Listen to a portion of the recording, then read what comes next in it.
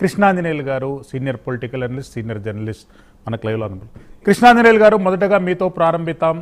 YS Rajasekhara Reddy చరిత్రాత్మకమైనటువంటి నాయకుడు, కానీ ఆయన అస్తమించినాక ఎన్నో జరగరాని తప్పిదాలు బయట జరుగుతున్నాయి, కుటుంబంలో జరుగుతున్నాయి. ఎట్లా చూడాలండి ఈ కథనాన్ని?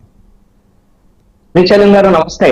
ఎస్, ప్యానెల్లో ఉన్నటువంటి సురేష్ గారికి, విజయశేఖర రెడ్డి గారికి కూడా నమస్కారం. ప్రైమ్ లైన్ వీక్షకులకు నమస్కారం. ఈ వ్యవహారానికి సంబంధించినటువంటి అంశాన్ని ఒక 3 కోణాల్లో మనం పరిశీలించాల్సినటువంటి అవసరం ఉంది అనేటువంటిది నాకు. మొట్టమొదటిది ఏమిటి అని అంటే, ఇది రాజకీయ పరమైనటువంటి అంశానికి సంబంధించినది. రెండవది, వాళ్ళ కుటుంబంలో ఆస్తులకు సంబంధించినటువంటి వ్యవహారం, ఎవరికి న్యాయం జరిగింది, ఎవరికి అన్యాయం జరిగింది, ఎన్సిఎల్టీలో ఏం జరుగుతుంది, గతంలో ఏం జరిగింది, ఒక లీగల్ ఆస్పెక్ట్ లో ఒక చోటు.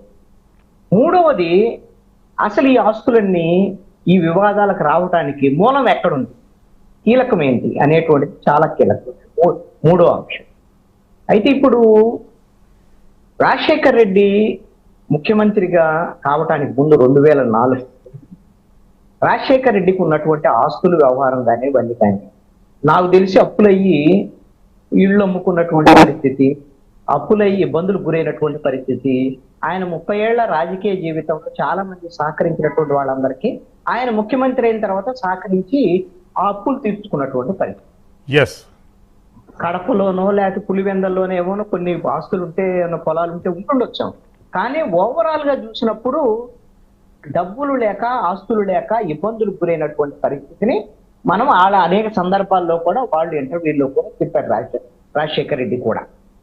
అంటే 2004 ముందు ఆస్తులు లేనటువంటి రాజశేఖర రెడ్డి 2004 తర్వాత ఆయన ఆస్తులు, వాళ్ళ అబ్బాయి ఆస్తులు, వాళ్ళ ఆవిడ ఆస్తులు, వాళ్ళ అమ్మాయి ఆస్తులు, వీళ్ళందరి ఆస్తులు పెరుగుకుంటా వెళ్ళిపోయాయి.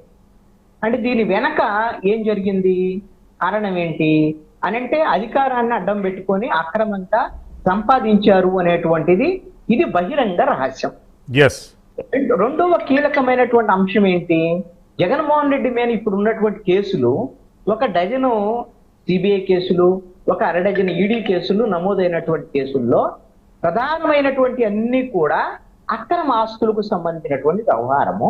అదేవిధంగా తన తండ్రి ముఖ్యమంత్రిగా ఉన్న సమయంలో అధికారాన్ని అడ్డం పెట్టుకుని కొంతమంది వ్యాపారవేత్తలకి ఆయన ముఖ్యమంత్రి స్థానం నుంచి ప్రభుత్వం మేలు చేస్తే ఆ వ్యాపారవేత్తలు జగన్మోహన్ రెడ్డికి సంబంధించినటువంటి కంపెనీల్లో పెట్టుబడులు పెట్టడం అనేటువంటి ఒక క్విడ్ ప్రోకోకు సంబంధించినటువంటి ఆరోపణ. అంటే ప్రభుత్వాన్ని, అధికారాన్ని అడ్డం పెట్టుకొని ప్రజా సొమ్ముని వాళ్ళకి కావాల్సిన దాన్ని దోచి కొన్ని కంపెనీలకు పెడితే దాంట్లో వాటాలు జగన్మోహన్ రెడ్డికి వచ్చాయి.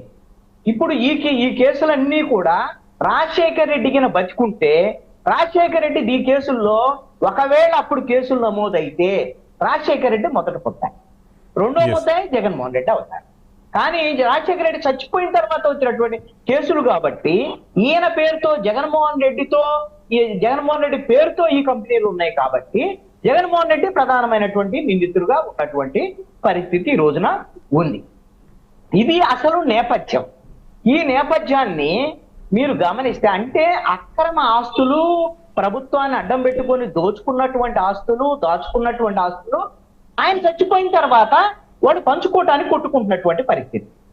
దీంట్లో ప్రజలకు ఏ విధమైనటువంటి సింపతి కానీ, అయ్యో షర్మిలకు అన్యాయం జరుగుతుంది, అయ్యో విజయన్కి అన్యాయం జరుగుతుంది, లేదు వీళ్ళిద్దరు కలిసి జగన్మోహన్ రెడ్డికి అన్యాయం చేస్తున్నాను అనుకునేవాళ్ళు కానీ, వీళ్ళందరూ గుర్తు పెట్టుకోవాల్సినటువంటి అంశం ఏంటంటే, ఇవన్నీ ప్రజల డబ్బులు దోచుకున్నారు అనేటువంటి ఆరోపణలు ఉన్నటువంటి పరిస్థితి. గతంలో వీళ్ళకి ఆస్తులు లేనటువంటి పరిస్థితి. అధికారం తర్వాత కూడబెట్టినటువంటి ఈ అక్రమ ఆస్తుల్ని పంచుకోవటానికి కొట్టుకుంటున్నారు, ఆలీబాబా 40 దొంగల్లాగా.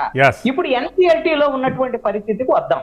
ఎన్సిఎల్టీలో ఉన్నటువంటి వ్యవహారం ఏంది, వీళ్ళు ముగ్గురు బాగున్నప్పుడు, కలిసి ఉన్నప్పుడు వీళ్ళు ఏం చేశారు, జగన్మోహన్ రెడ్డి ఈ ఆస్తులకు సంబంధించినటువంటి వ్యవహారాన్ని ఆయన ఏదైతే జగన్మోహన్ రెడ్డి కొన్ని తన చెల్లెలకి, అదే విధంగా తన తల్లికి తాను ఉంచుకున్నటువంటి పరిస్థితులు ఇవన్నీ కూడా ఉన్నాయి. ఆ తర్వాత ఏదైతే విజయమ్మకు పెట్టినటువంటి కొన్ని రకాల ఆస్తులకు సంబంధించినటువంటి వ్యవహారం ఉందో సరస్వతి పవర్స్ కానీ వీటికి సంబంధించినటువంటి వాటికి సంబంధించి అవి విజయమ్మ ఆ షర్మిలకు దఖలపరిచినటువంటి పరిస్థితి ఉంది.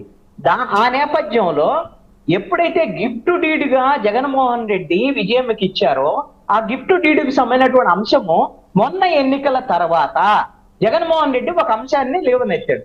నాకు ప్రేమ ఉన్నటువంటి సందర్భంలో నేను నా తల్లికి ఇచ్చాను, ఇప్పుడు ఆ ప్రేమ లేదు కాబట్టి వాటిని ఇవ్వాల్సిన అవసరం లేదు, వాటిని అన్లాఫుల్ గా తన చెల్లెలకి ఇవన్నీ కూడా దఖలపరిచింది తన తల్లి, కాబట్టి వీళ్ళ మీద నాకు ప్రేమ లేదు కాబట్టి ఆ ఇచ్చినటువంటి గిఫ్ట్ ని నేను రద్దు చేసుకుంటున్నాను అనేటువంటి విషయాన్ని ఎన్సీఎల్టీలో వేసినటువంటి నేపథ్యంలో ఎన్సీఎల్టీ జగన్మోహన్ రెడ్డికి సంబంధించినటువంటి అంశాన్ని ఆమోదించింది, ఆయనకు అనుకూలంగా నిర్ణయం కూడా చేసినటువంటి పరిస్థితి. ఇప్పుడు విజయం ఏం వేశారు? ఒక పాయింట్ అండి. ఇప్పుడు విజయం ఏం వేశారు? అసలు ఆస్తుల పంపకమే జరగలేదు, మొత్తం ఆస్తుల పంపకం జరగాలి, జగన్మోహన్ రెడ్డి ఉన్నటువంటి ఆస్తులని జగన్మోహన్ రెడ్డి కాదు రాజశేఖర రెడ్డి ఆస్తులు ముగ్గురు చొప్పున ముగ్గురు విభాగాలుగా పంచాలి అనేటువంటిది ఆవిడ చేస్తున్నటువంటి ఇప్పుడు ఆరోపణ. ఇది ఎన్సీఎల్టీకి వెళ్ళినటువంటి పరిస్థితి.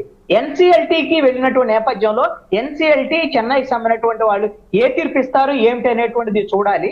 అయితే జగన్మోహన్ రెడ్డి ఈ రోజున విజయమ్మకి షర్మిలకి వ్యతిరేకంగా ఇచ్చినటువంటి గిఫ్ట్ ని నాకు వద్దు, నాకు వాళ్ళతో ప్రేమ లేదని చెప్పడం వెనక రాజకీయ పరమైనటువంటి అంశం ఉంది. అదేమిటి అంటే 2024 ఎన్నికల్లో విజయమ్మ షర్మిల ఇద్దరు కూడా జగన్మోహన్ రెడ్డికి వ్యతిరేకంగా రాజకీయ ప్రత్యర్థులతో చేతులు కలిపారు. అందుకనే